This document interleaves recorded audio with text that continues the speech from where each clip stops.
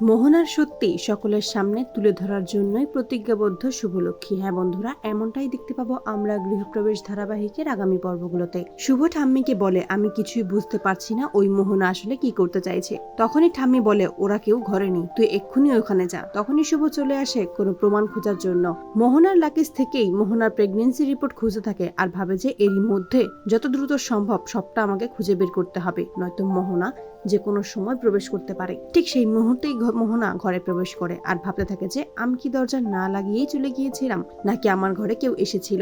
অন্যদিকে খাটের নিচে লুকিয়ে লুকিয়ে শুভ ভাবে যে এবারের মতো আমায় বাঁচিয়ে নাও ঠাকুর, মোহনার সত্যি সকলের সামনে আমায় আনতেই হবে। বাড়ির সকলেই যখন শুভকে বাড়ি ফিরিয়ে আনার জন্য নদিয়া যেতে চায়, তখনই পূর্বী বলে যে আমরা সকলেই তো জানি শুভ কেন বাড়ি ছেড়ে চলে গেছে।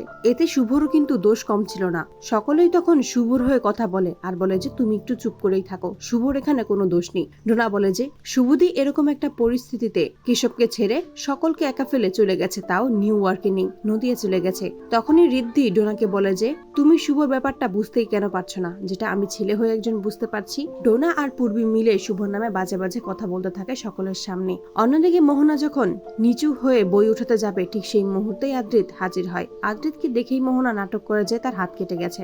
আদ্রিত ছুটে এসে মোহনার হাতে ওষুধ লাগিয়ে দেয়। আদ্রিতের কাছাকাছি যেতে গেলে আদি সেখান থেকে চলে যায়। তখনই মোহনা বলে যে তুমি আর কতদিন আমার থেকে দূরে থাকতে পারবে, তোমাকে আমার কাছে আসতেই হবে। শুভ এসব দেখে ভাবে যে একটা মেয়ে একটা ছেলেকে পাওয়ার জন্য কতটা নিচে নামতে পারে সেটা আমি আজ তোমাকে দেখলাম। ঠিক তখনই মোহনার কাছে একটা ফোন আসে। মোহনা বেরিয়ে যায়। সেই সুযোগেই শুভ খাটের নিচ থেকে বেরিয়ে ভাবে যে তুমি কত নিচে নামতে পারো সেটাও আমি দেখেছি, তবে আমি তোমার সত্যি সকলের সামনে তুলে ধরবো। তুমিও ভুলে যাচ্ছ আমিও শুভলক্ষ্মী, আমি আমার সন্তান আমার সংসারের ক্ষতি কোনোদিনও হতে দেব না। শুভ বাড়ি থেকে বেরিয়ে যাবে, ঠিক সেই মুহূর্তেই আকাশ এসে হাজির হয়। আকাশকে দেখেই নিজের মুখ লুকিয়ে ফেলে শুভ। আকাশ এসে বলে যে আমি মোহনাকে দেখতে এসেছি।